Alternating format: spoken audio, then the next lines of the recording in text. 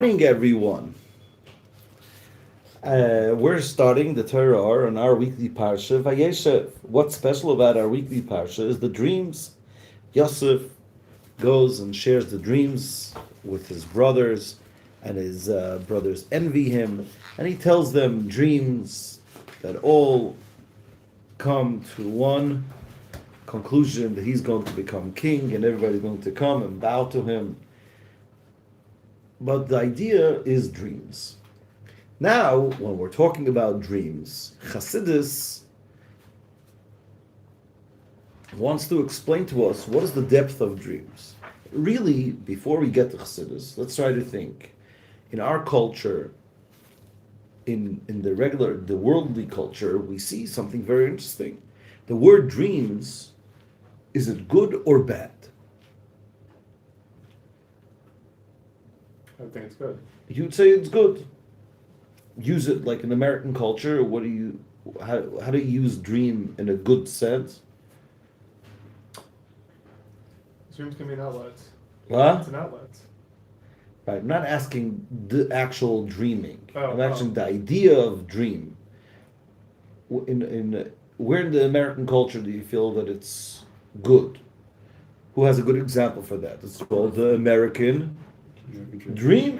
What is the American dream? An aspiration. An aspiration. A dream coming through is actually making the impossible happen.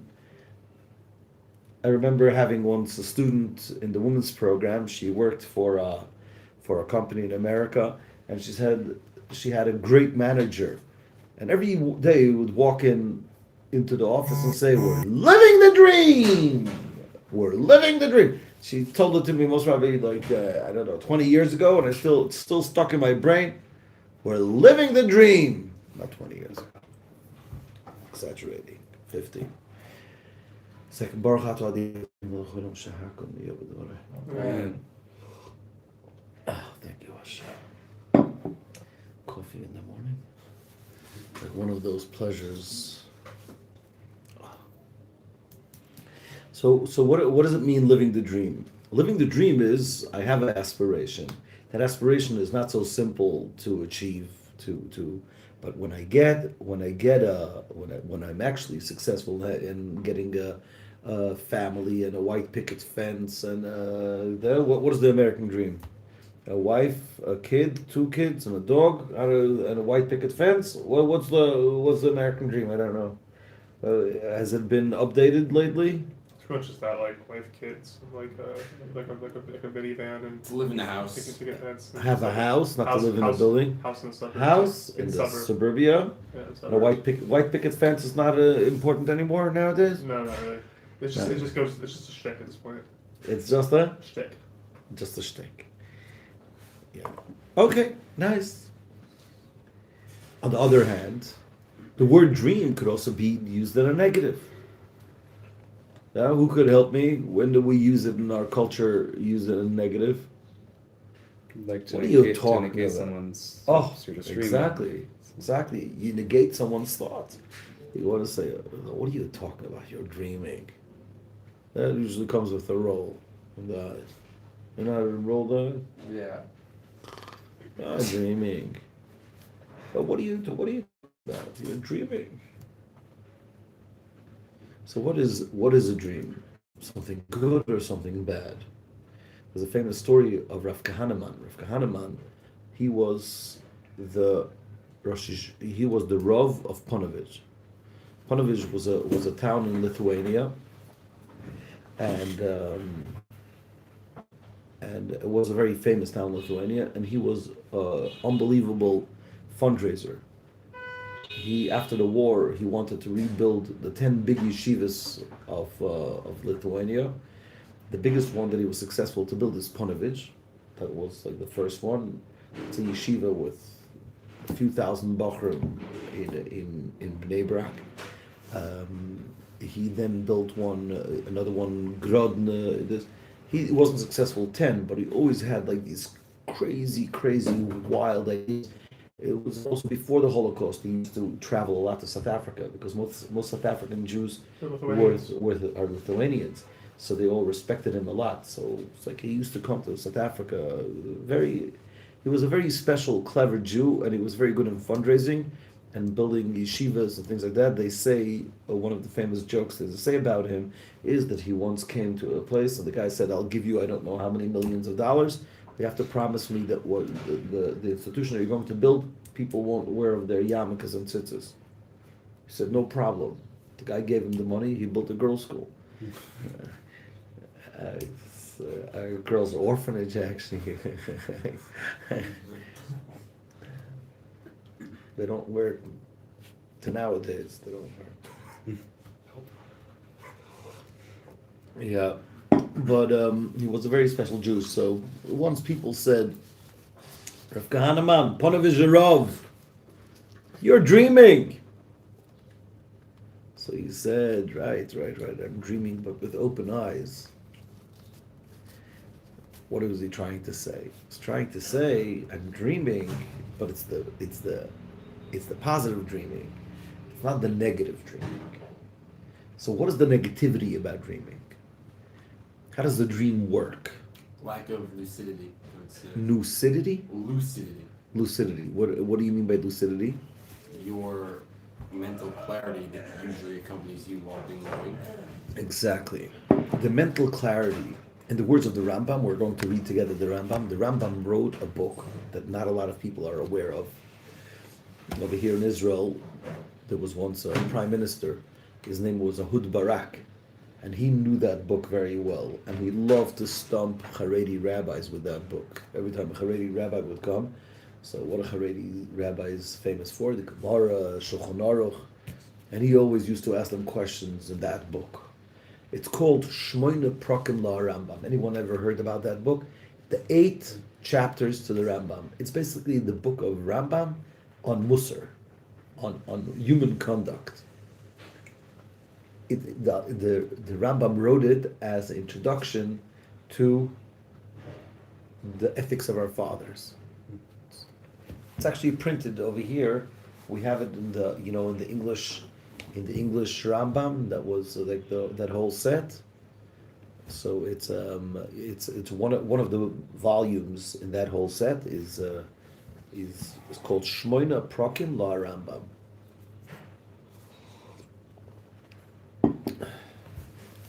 So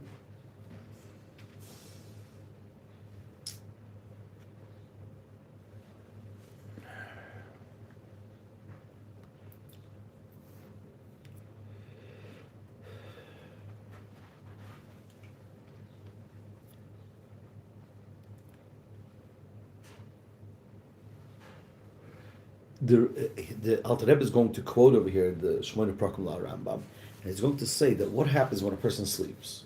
What happens when a person sleeps is exactly the same. It's like it looks like Yaakov was a co-author of the Rambam. He says that he says when a person sleeps, his thoughts still work, but not his intellect. So that's by the way, like you could actually put into a person's. You could affect a person's sleep by just whispering into his ears. The only problem is that you have to do it right before he wakes up, because we dream the whole night. We just don't remember our dreams. The dream that we do remember happens a second before we wake up. Are you aware of that? But what is the idea of a dream? The idea of a dream is that it's thought but not intelligence. When a person is awake, you need intelligence. When a person is when a person is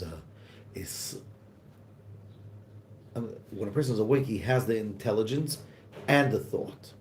When you're asleep, you have the sleep without the intelligence, and therefore the ideas don't really make sense. In the words of Yaakov, it's lacking lucidity. I'm using it in the right. What does the word lucid mean?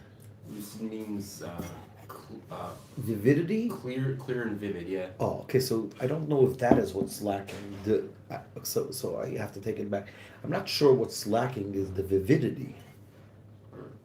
it's lacking the sense. Like you could be 1 second in America, the next second going into your room in Yerushalayim, and then you walk out from your room and you're in your grocery in Kansas City. That doesn't make sense. You lose you ability to discernment on your end. The what? Your ability to discernment on your end diminishes. The ability to Discern.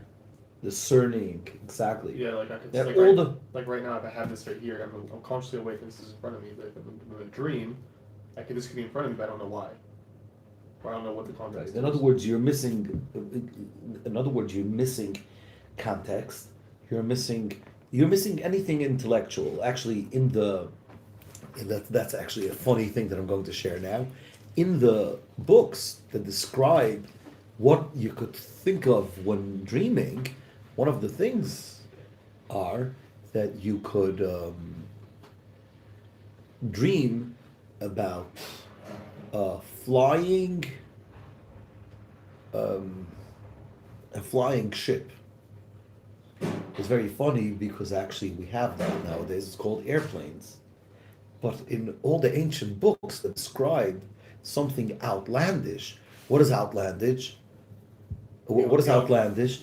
Ability to get onto a ship and the ship will fly.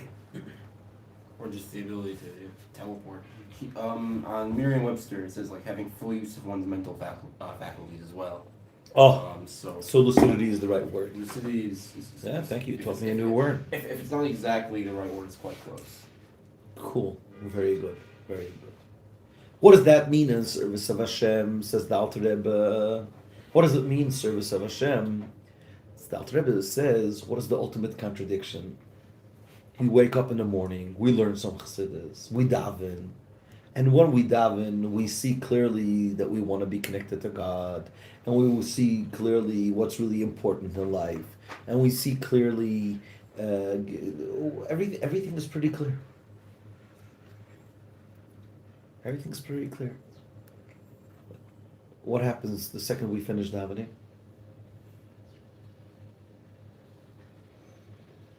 We forget about everything. We go to the bank. We go into work. And we forget about all those things. That's living the positive dream or the negative dream. The negative dream. We might want to call it, this is a nightmare. What is it? What is a nightmare? A nightmare is a terrible dream. Dream doesn't make any sense. But since we're in Galus, and in Galus, we're going to see in this mimer, that Galus is called a dream, the bad dream, and therefore, because we're living in the bad dream, we're lacking lucidity. And the lack of lucidity in Avodas Hashem is that over here you understand that the truth is godliness. And right after davening, what do you think about? Right after davening, you act completely different. Right after davening, you just think that really this world is the real. The reality is only things of this world. That's the nightmare. That's the bad dream. One last thing before we're going to do some text inside, even though usually our class is not a textual class, but in order just to keep us in context, we say, the verse says, it's Psalm 130. Who has a Tehillim? Where's the Shir Ha'Malot that we say before benching on Shabbos?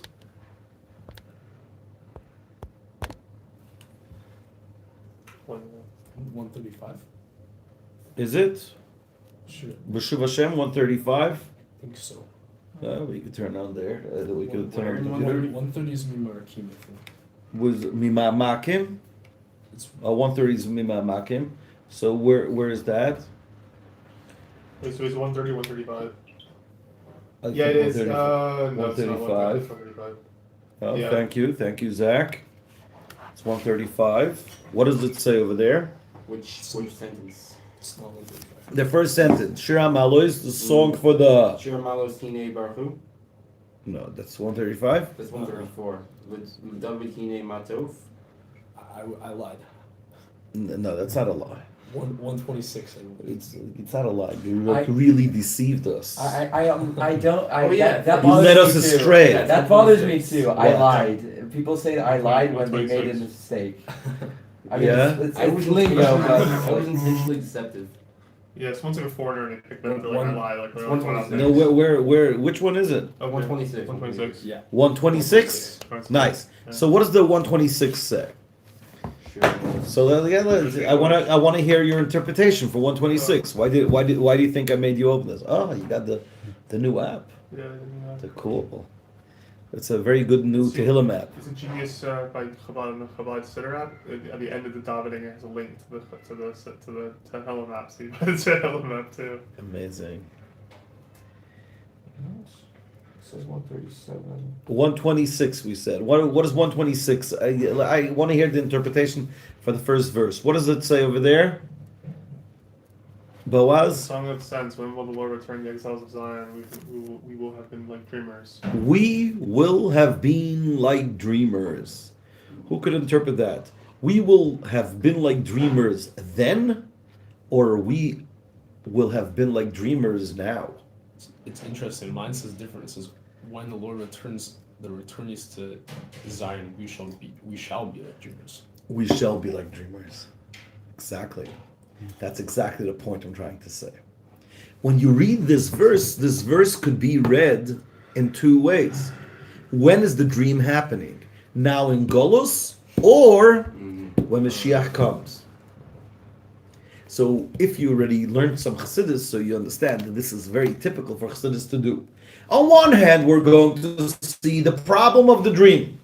But then we're going to see the problem of the dream really stems from something very deep and essential, that a dream really in its pristine state is the greatest thing. And that's why there is the nightmare that is called dream. There is the greatest living the dream. The nightmare that is called dream is going to be in Golus. It's connected to the dream of Mashiach. And what is the common denominator of both?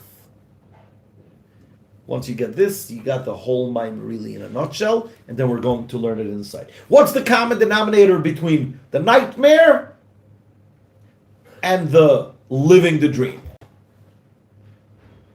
They're both reality. They're both not reality. They're both not reality. They're both don't make any sense. One doesn't make sense because it is. Maybe I didn't. I'm seeing we're using the word reality different. I'm sorry, Zach. Again. Yeah, Zachariah, say what do you mean both are reality? We're trying to say that a dream, a bad dream, is a contradiction, living a contradiction. When you daven, everything is clear that it's all godliness. 5 minutes after davening, you're running after making a buck, and you forget everything goes down the drain.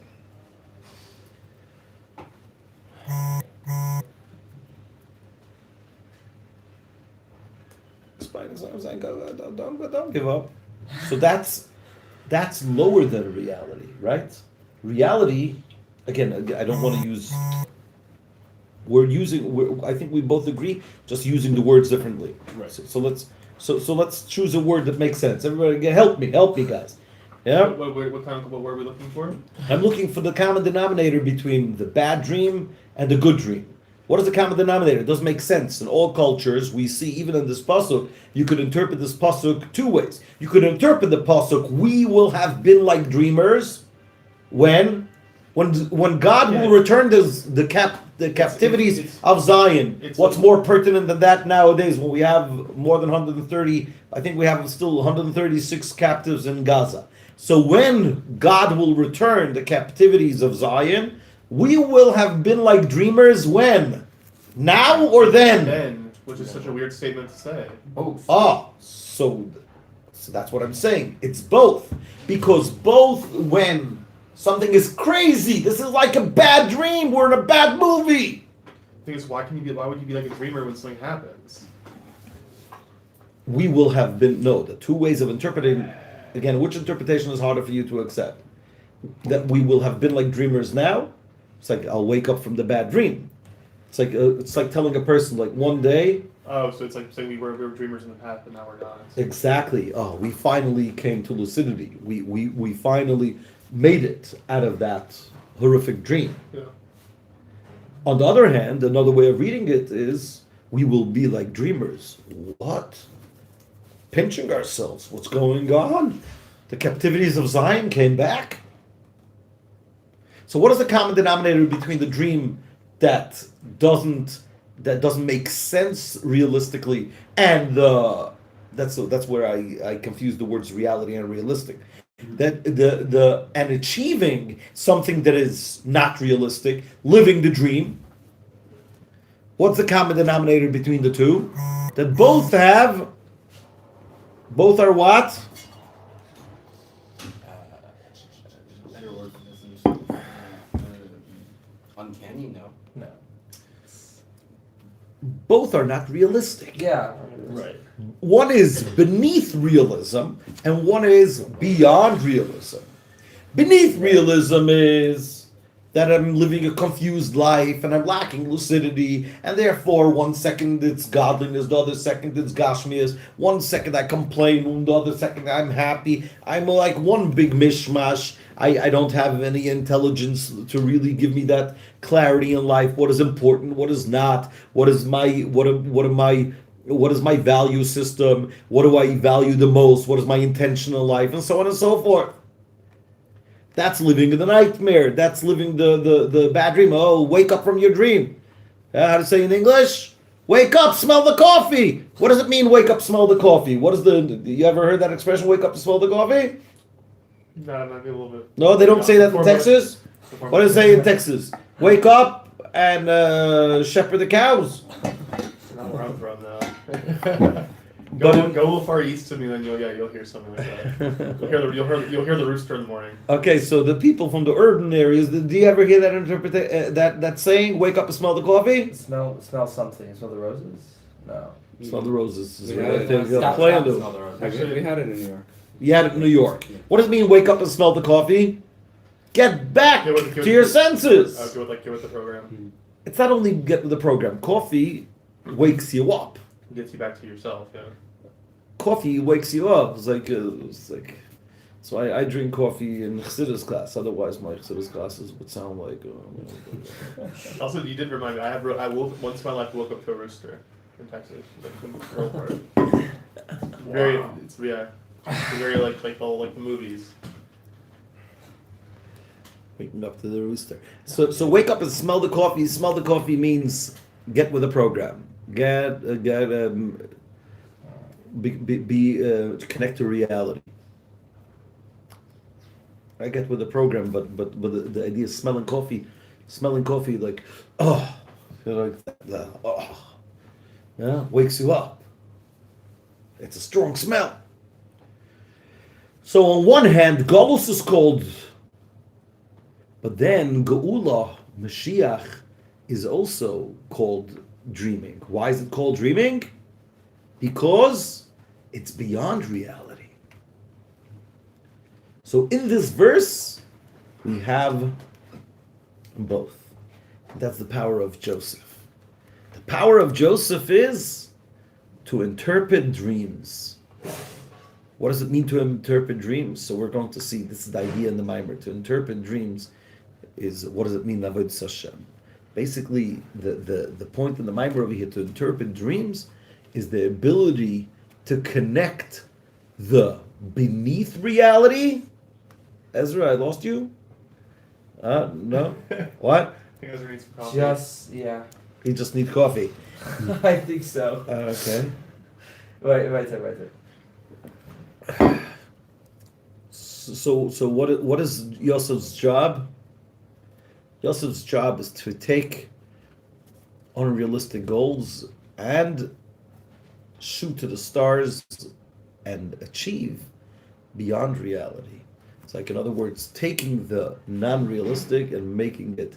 That's really Yosef's life. We're going to have we're still going to have a few classes to describe Yosef and his so to say his personality according to Chassidus, and the meaning of that. But what in our mimer, what is important, the idea of dreams, is that when you have a bad dream, don't get turned off by that. Connect it to a higher place, which we're going to explain more how it works in Avodas Hashem. Got the basic idea? I just want to say that this is one of the Mamarim in Chassidus.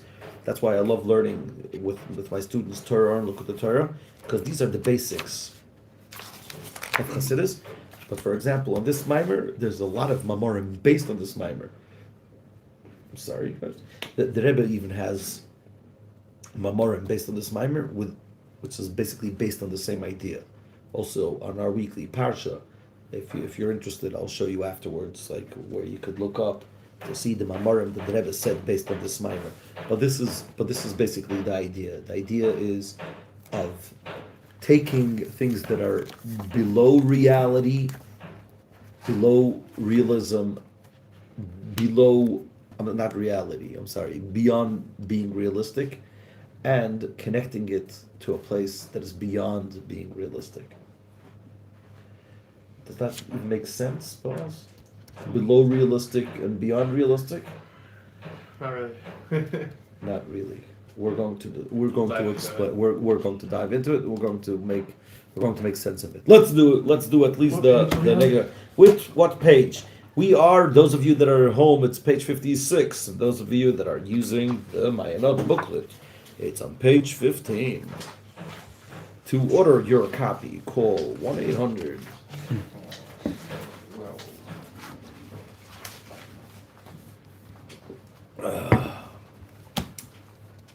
Let's do the mimer inside. Everybody has a Shir Ha'Malot. You have it? Everybody has a Shir Ha'Malot? You're on the second half of the book. The first half of the book? I'm on the wrong side? וישב, early on. Yeah, in the beginning. Exactly. Page 15. I forgot it isn't going. No problem. So I forget every day.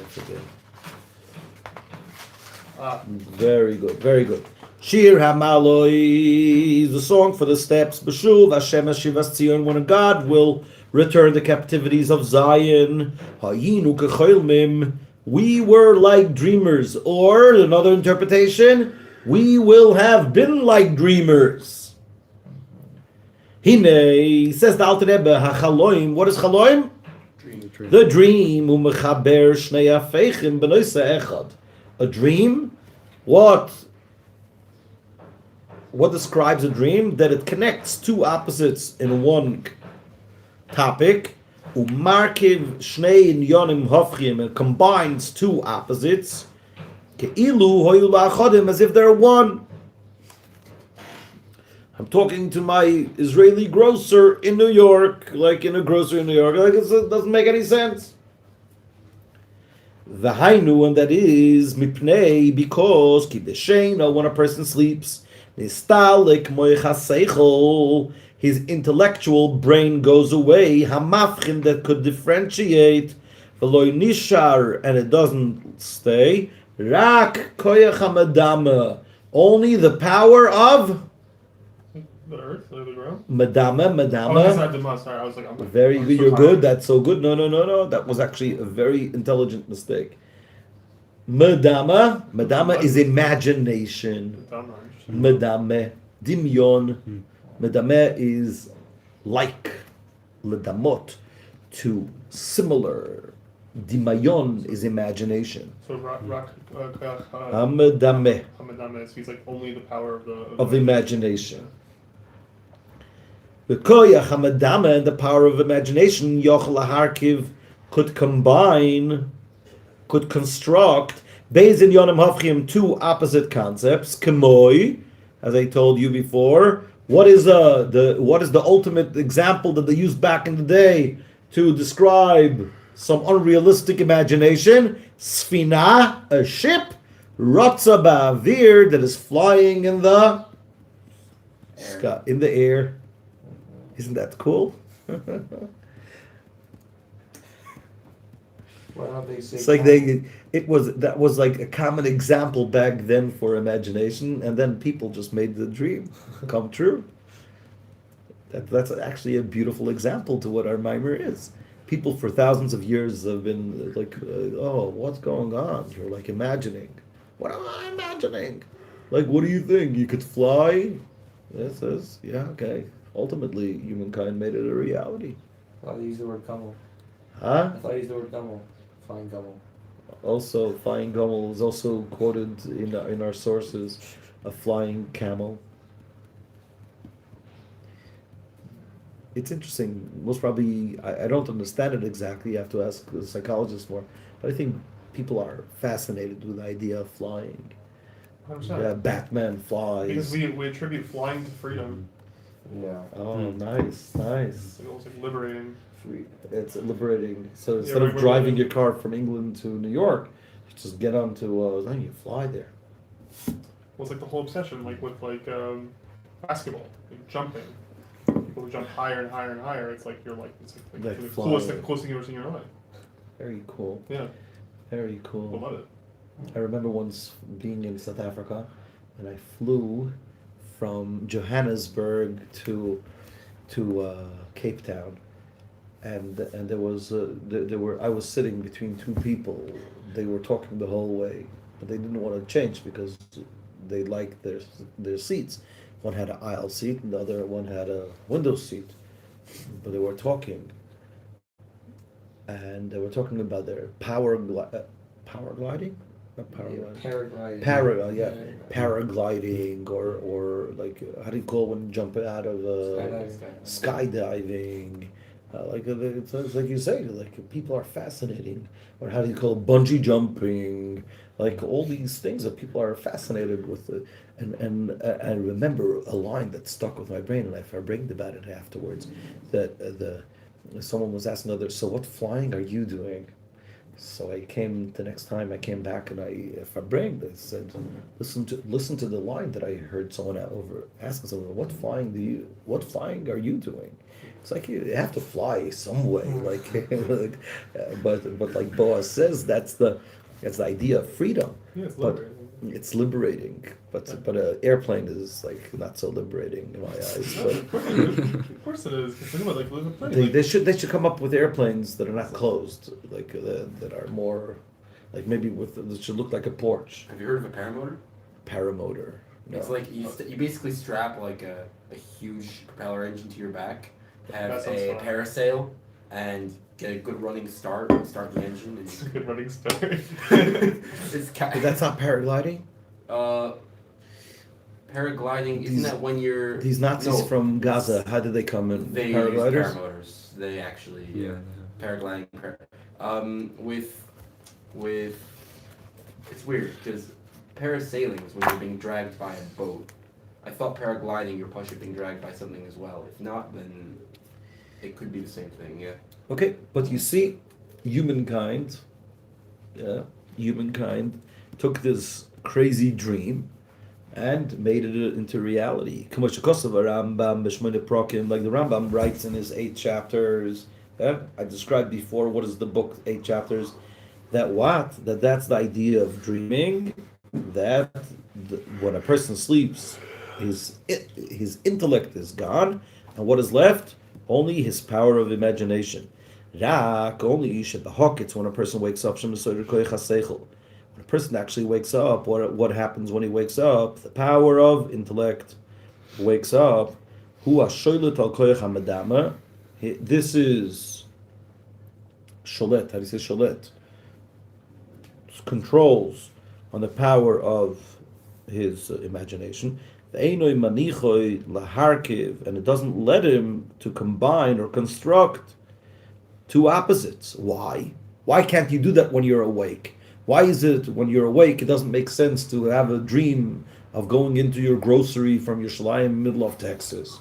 Why?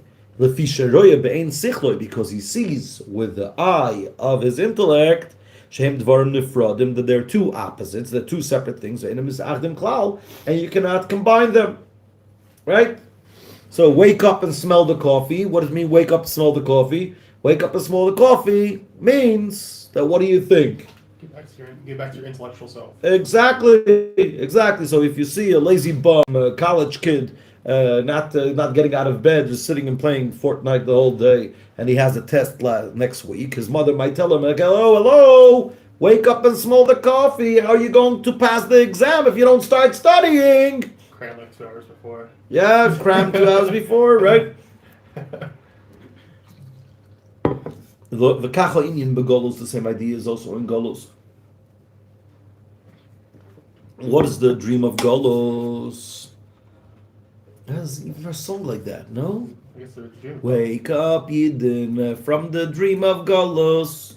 Oh yeah. Oh, that's Yeah. so it's insinuating that we're in some sort of some sort of Haze. We're right. It's not, we're actually like where we need to be. Exactly. We're not really with our senses. No, is there something like that? Can you look up on YouTube? Wake up, Yidden, from the dream of Golos. Let's see. No, it's a camp song or something. Definitely heard the tune before. The tune is camp songs are not good at making new tunes. They're only just take lyrics onto other nigunim. Wake up, Yidden, Moses. From the dream of Golos. Trying to specify this, make sure I get the right video. If I get it. If not, we could always blame it on You play YouTube. it? You play it? Let's hear it. It's with the Rebbe. Oh.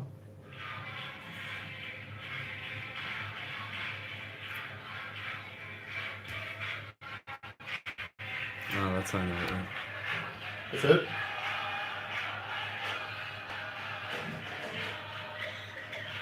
Oh.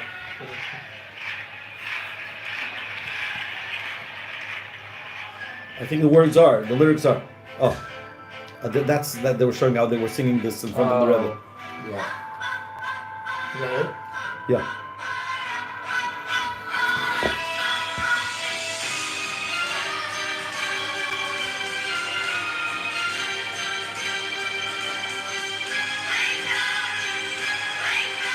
Wake up!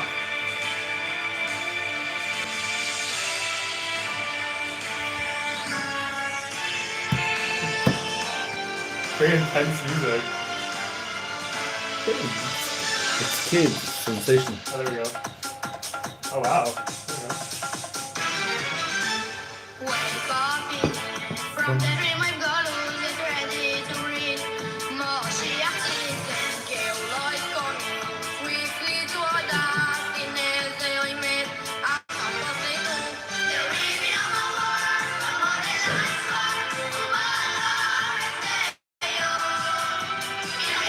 There's something about young Jewish kids singing which never disappoints.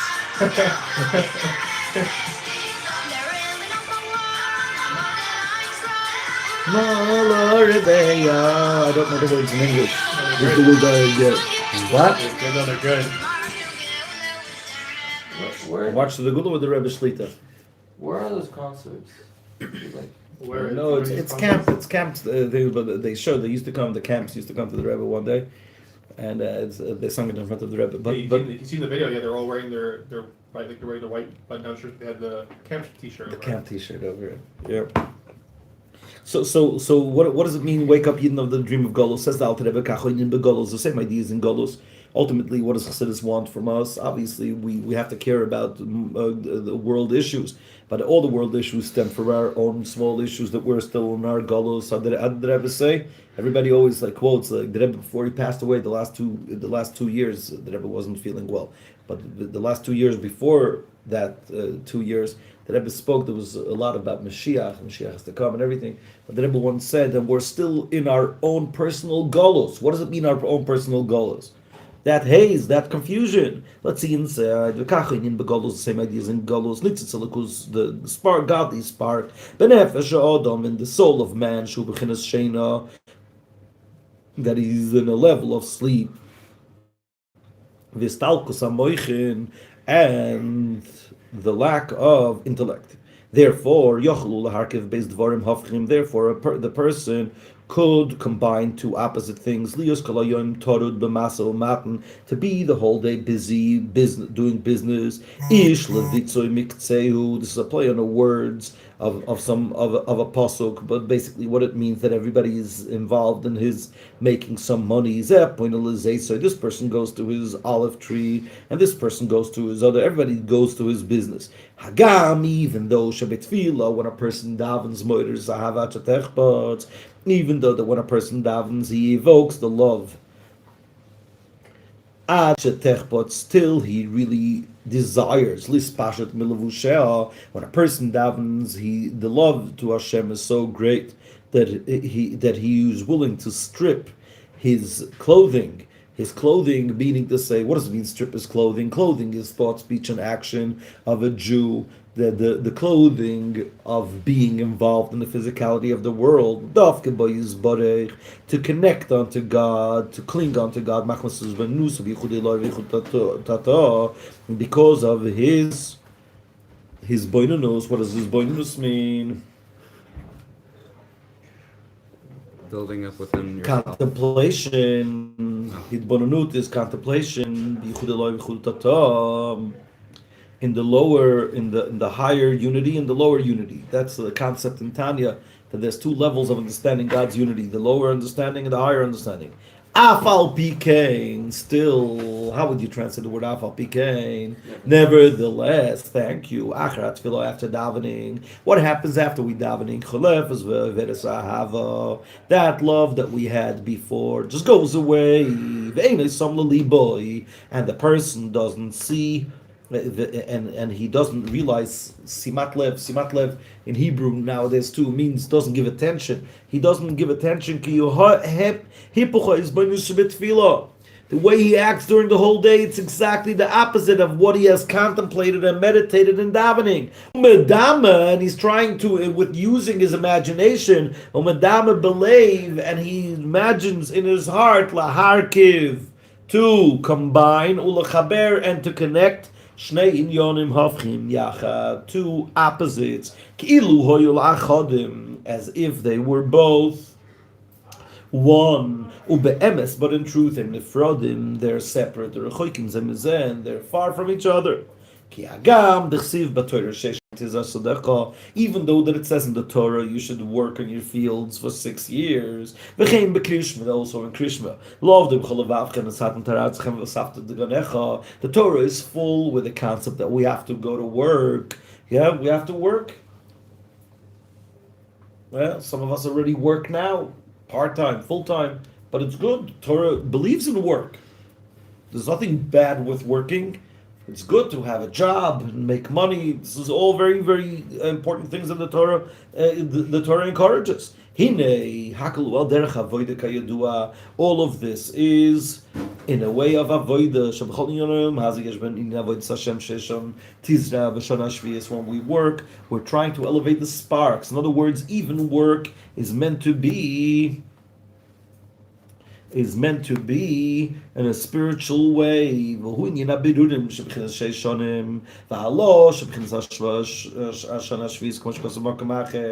idea of the 6 years working is the idea of elevating the sparks, and then having a 7th year, the idea of Shabbos. I don't want to go into the whole idea, but basically, according to Chassidus, we elevate the sparks the whole week. And when do we basically rejoice the elevation of the sparks? It's like a person works the whole year, he collects money and then goes on vacation. So everything that he has earned, Shabbos is the time when we are, so to say, partying with all the sparks that we have elevated the whole week. Therefore, the holier our week is, meaning to say not holier in terms of not working. We're meant to go to work during the week, but the more focused we are in our work in order to reveal godliness, then on Shabbos it's on a higher level. And really, all these things, it's all about, good morning, Rabbi Cohen, all these things are based on the person's intention, but the heart of the masses, Hanoitim acher bitzam, that also only that their tendencies after their money. Lahatrif lechem chukom kipshutoi. It's all about making some bread. Levavam loikein yidme. Their heart doesn't think that way. Velibam loy nachoin, and their heart is not right al pi hakavana reuya, according to the right intention. Rak, only kol yisham chol cheftzam. Their whole intention and their whole desire is lamalo is they machsoida mashiach salem tzorchei gufam voisim tzorchei guf iker, and they make their most important endeavor in life is for their physical needs. And that is directly in contradiction to what they felt in prayer. Because in davening, it was all about having a love to God without having any love to anything else, God forbid. So basically, the way we live in Galus, the way we live now, that on one hand we try to be spiritual, we try to daven, we try to learn, and then we go into the physical world and we're all engrossed in that, that is quite a nightmare. And what do we want? We want to wake up of Galus. But we're going to see there is a deeper idea. The deeper idea, what we're going to say is that when we're going to wake up from Golos, we'll understand that Golos wasn't really a contradiction. Living the dream. Because then we're going to be in the dream. So ultimately, we want to continue dreaming. Dreaming with open eyes. Achieving our dreams. L'chaim, l'chaim.